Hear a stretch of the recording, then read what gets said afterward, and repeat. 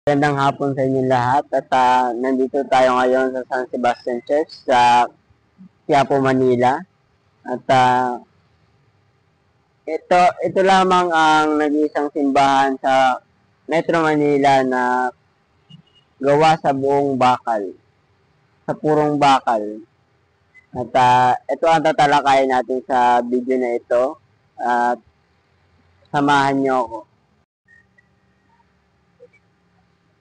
Ay magandang hapon muli. Ngayong araw ay tatalakayin natin ang isang mahalagang bahagi ng kasaysayan at kultura ng Pilipinas, ang Basilica Minor ng San Sebastian o mas kilala bilang San Sebastian Church sa Quiapo, Manila dito. Sa unang simula, ang San Sebastian ay church ay naging simbolo ng tibay, pananampalataya at sining ng buhay at buhay hanggang ngayon. Noong 1621, isang mayamang deboto na si Bernardo Castillo ang nagbigay ng lupa para maitayo ang unang gusali ng simbahan bilang parangal kay San Sebastian, isang bayani at martir ng Kristiyanismo. Ngunit, ang orihinal na simbahan na gawa sa kahoy ay nasunog noong 1651 dahil sa pag-aalsa na nangyari noon mula noon. Ilang beses na nanirahan sa bayat apoy, baha at apoy at lindol ang simbahan na nasira. Ito dahil sa sunog at lindol noong 1869, 1863 at 1880. Ngunit, hindi ito naging hadlang upang muling itayo ang simbahan noong dekada 1928 noong si Padre Esteban Martinez na may kakaibang ideya. Nais na ipagawa ang simbahan gamit ang bakal upang maging matibay laban sa apoy, lindol at mga anay. Nais pagtulungan siya sa isang Spanish architect na si Genaro Palacio. Ang disenyo ay estilo earthquake, Baroque at Neo-Gothic hango sa sikat na Burgos Cathedral sa Spain. Ang disenyo ay hindi lang maganda kundi matibay at moderno para sa panahon niya. Ang bakal na bahagi ng simbahan ay galing pa sa Belgium. Dinalaan ng mga ito sa Pilipinas ang 6 na barko pinagsama-sama sa loob ng 2 taon. Katabang bakal na simbahan na may mga eleganteng stained glass na gawa sa Germany ay natapos noong 1891. Ito rin ang kauna-unang simbahan na gawa sa buong Asya. Marami nagsasabi na posibleng may connection si Gustave Eiffel, ang taong gumawa rin ng Eiffel Tower, sa pagdisenyo ng strukturang ito.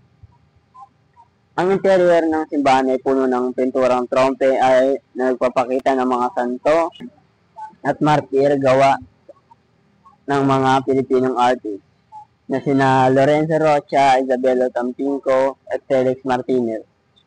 Kahit ang mga haligi, Sen at Kisame ay pininturahan upang magmukhang marmol at jasper. Ang mga altar ay pulpit naman gawa sa kahoy, pinanday ng mga lokal na artista. Isa sa mga yaman ng simbahan ay ang imahe ng Our Lady of Mount Carmel na regalo mula ng mga Carmelite Sisters ng Mexico noong 1617. At ngayon ay papasok tayo sa loob ng strukturang ito at ipapakita ko sa inyo kung gaano kaganda ang loob nito. Tara.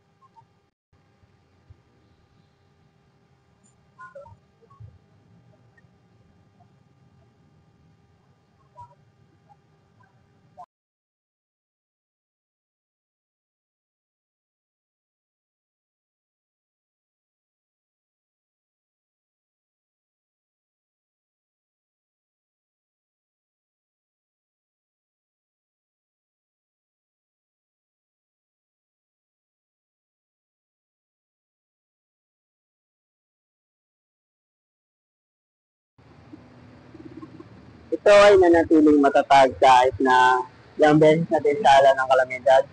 Ngunit nakakalungkot na ang ulo ng imahe ay ninakaw noong 1975. Noong 1973, kinilala ang San Sebastian Church bilang National Historical Landmark. At noong 2011 naman ay idineklara ito na National Cultural Treasure ng Pilipinas. Bagamat sa bagong hamon ng kalumaan, panatilihin ng mga Agustinian Recollect ang pangangalaga dito upang mapanatili ang kagandahan at saysayan nito para sa mga susunod na henerasyon. Para sa mga bumibisita, madali lang makarating dito. Maaari kang sumakay sa LRT papuntang Central Station, tapos sumakay ka ng jeep papuntang Quiapo. Bukas po ito araw-araw kaya maaari mong bisitahin anumang oras. Ang San Sebastian ay hindi lamang isang gusali, isa itong buhay na kwento ng pananampalataya, sining, tapang at dedikasyon ng mga Pilipino. Sa bawat taligi at sinulid ng bakal na ito, nakatala ang mga panalangin, kasaysayan at handog ng ating sanlahi. Kaya kapag pumasok ka dito, dama mo ang isang sagradong espasyo na nag-uugnay sa atin at sa ating nakaraan at hinaharap.